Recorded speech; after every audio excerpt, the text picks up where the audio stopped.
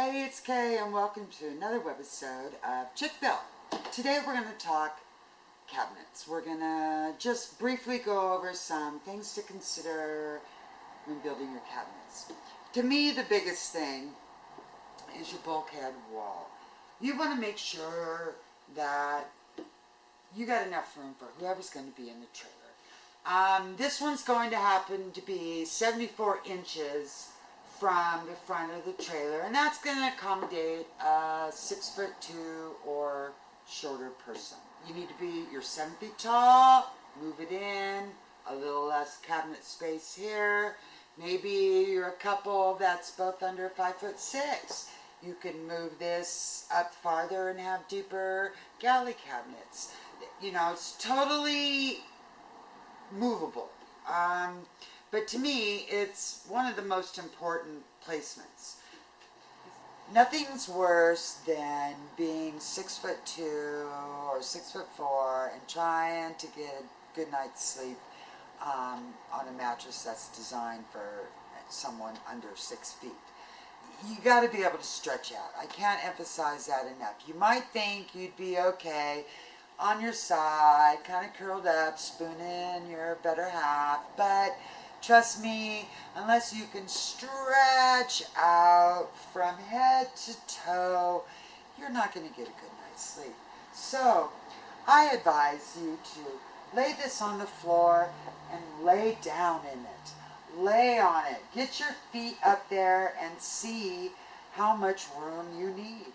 Tall people have big feet too. So, we've had to raise our shelf because we got big feet. I would recommend doing that as well. Once you figure out where your back wall is going to be so that you clear everybody's feet, you can stretch. Then figure out the thickness you think you're going to use for your mattress. I happen to like 3-inch foam stacks, 2 of them, total of 6, plus a 1-inch egg crate topper. So I sleep on a 7-inch mattress. Now, I then take my foot and get it up on top of the mattress and make sure I can clear the counter. I don't want to be, uncomfortable when I sleep. So that's very important to remember.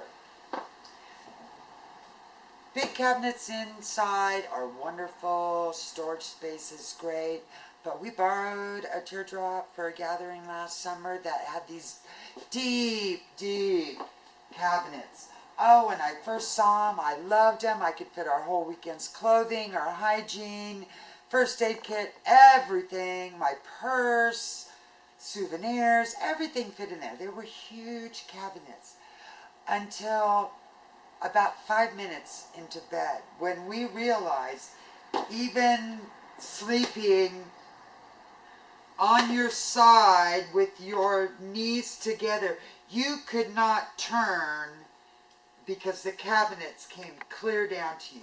You had to loosen your legs so they were single, pivot, and then you could squeeze one back up and the cabinet was digging in your leg.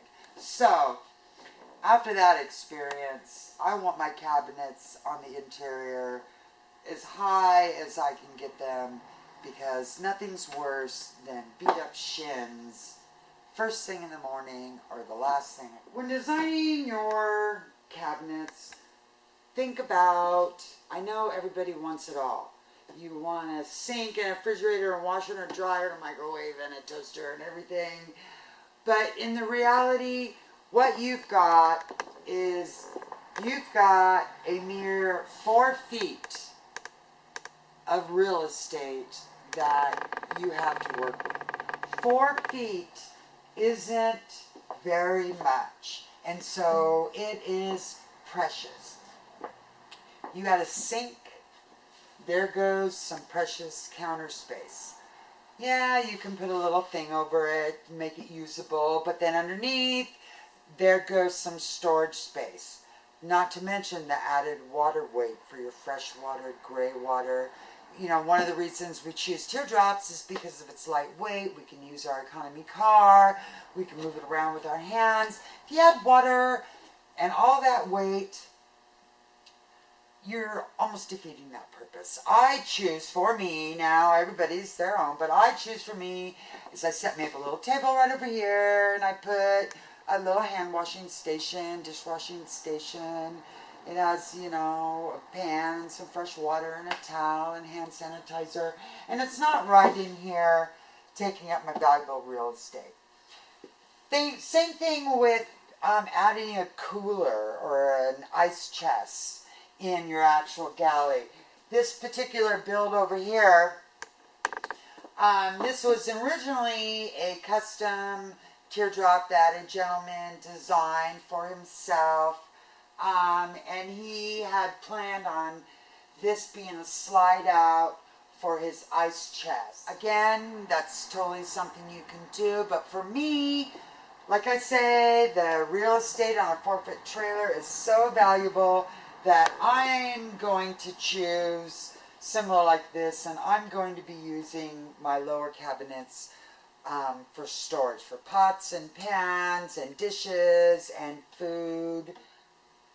But like I say, everybody's different, and, you know, to me, I would think that the sink and the ice chest down below is great if you're just going to be, you know, a weekend camper. You go out for a Friday night, maybe a Friday, Saturday, occasionally.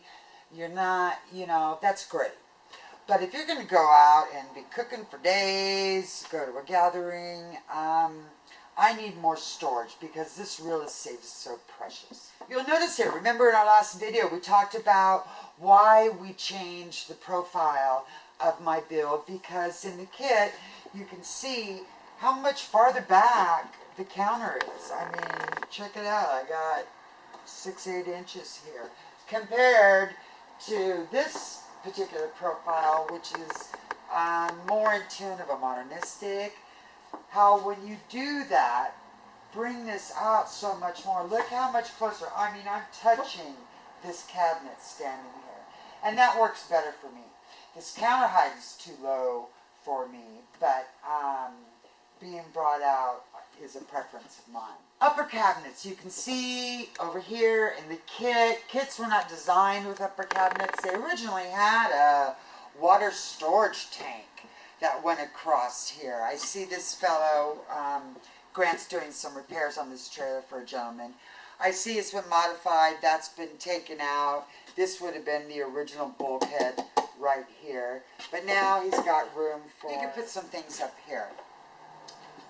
Really important if you haven't camped in a lot of teardrops is what kind of door faces you're going to have. I'm a huge cook, and I'm in and out of my cupboards all the time, and cabinets that open out right on top of your counter, for me, are a pain in the behind, because you're constantly shifting your work from here to there. Is my salt in here? No. Now I got to move this over here so I can... No, it's not here. Now I got to move it over here to get in here. Drives me crazy. I prefer sliders or open cabinets or tambour doors, the kind that roll up inside. This particular trailer is going to get finished off with sliders. It'll have 3 separate. We'll have rails down here at the bottom and the top. And we'll have 2 that'll be on that inner rail and this one on the outer rail. So it'll move in either direction and these will move in. I just find sliders easier. I don't have to move everything every time out here that I want to get into my cabinets. Saying that, that is if your cabinet bottoms come right down to your counter. On the build I'm doing for Chick Build over here, my cabinets aren't coming down to the bottom of the counter. I am leaving me this little over 3-inch space a soffit of sorts. Kitty, you're in the way. I'm leaving this 3-inch space in here, and so my cupboard doors are going to be clear up here. They are going to just open, but I don't have to worry about constantly moving everything below it, of course, unless it's a deep bowl. But that's why I created that space. I'm also up at the top up here, so this is going to be a tiny little cabinet, probably with a shelf about a third of the way down for tiny spices, bigger things at the bottom, clear across, 4 feet across. And at the top up here is going to be just an open area where you could throw little tchotchkes, your keys, whatever. Remember, in your Kitty, you gotta move.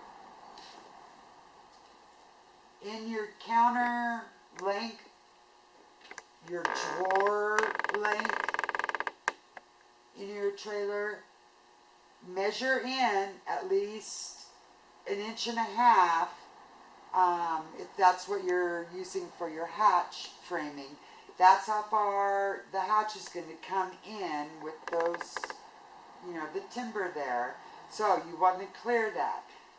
Then, if you're adding any hardware, knobs or whatnot, you can see here I'm only going to have a tiny little space. I'm going to be using straps, soft, like belt leather straps as pulls, so I'll be okay because they'll just smash right down.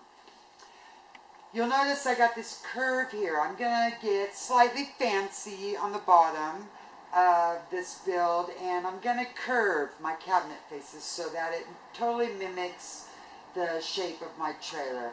We'll go over it in detail later on, but it's really easy where you take several layers, anywhere from 3 to 5 of 1/8 inch, glue them together, clamp them to a mold that you've made with the curve you desire, and when the glue's dried, you're done.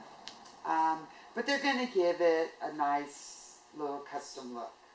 On the inside of the trailer, I'm going to just have an open shelf. I like the open feeling of just a shelf where I can put a basket up there, bins up there, maybe just throw my suitcase up there, rather than a hard face cabinet inside. It just, when you're in it, it creates all this more open room instead of a hard face cabinet right here. Plus, I'm putting in these cute little porthole windows, which I want to be able to let the light in. So I don't want any cabinet faces. I want it open. It'll make it airy. I got extra light coming in. It's going to be fabulous. Another place I want to talk about interior is to be careful if you're thinking about putting any cabinets up towards the front, up towards the top. There's not a lot of room in here, and nothing's worse than it possibly raining, or it's hot outside and you just want to lay down and take an afternoon nap, but you want to sit up for a while and read or look at your pictures or something. If you put something up top, you're inevitably going to be like this. You're going to have once you're on your mattress, you're going to have a hard time sitting up and doing anything. You're going to have a cabinet in your head. So an easy fix for that I'm stealing from the way modernistics are built is they have a little tiny cubby up at the very front. This one's going to be 6 inches high by 4 inches deep. It's going to run across 4 feet across the length of the front. It'll have a tiny padded lid, but my mattress will come up to that. My pillows are going to go over half of this and half of that. So I'm not losing any sleeping area because, your shoulder isn't up here. The top, at the head of your bed, at the head of your trailer, that's not where your shoulder is. That's where your head is. And so, when you think about it, great design in modernistics, your shoulder's way down here. and your pillows here.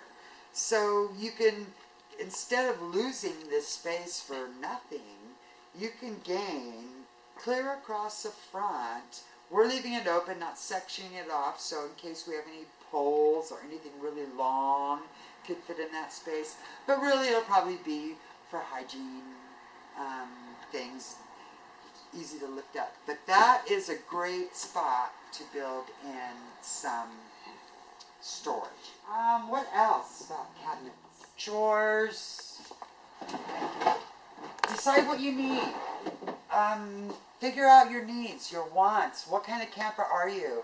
Are you a huge cook? Then you're going to want to make really good use of your galley. Are you the weekend person that is going to slap together a sandwich, maybe heat up a can of chili?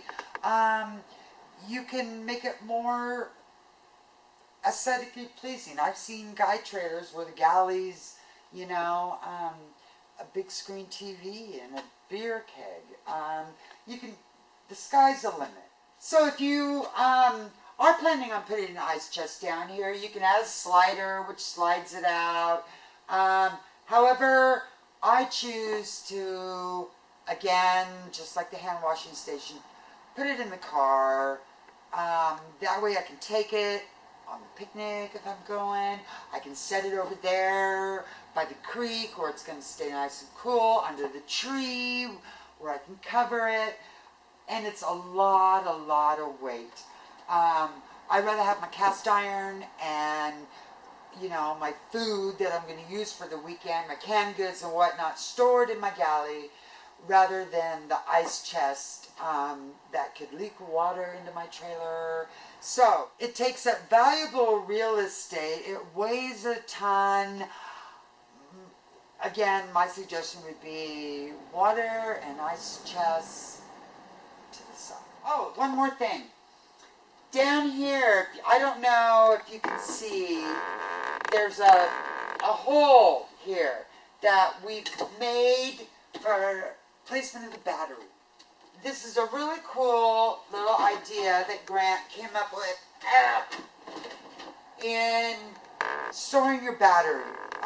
It's going to be encased in this nifty, custom made by him little box that fits in the floor, sticking down below a little bit, close to the axle, which is ideal,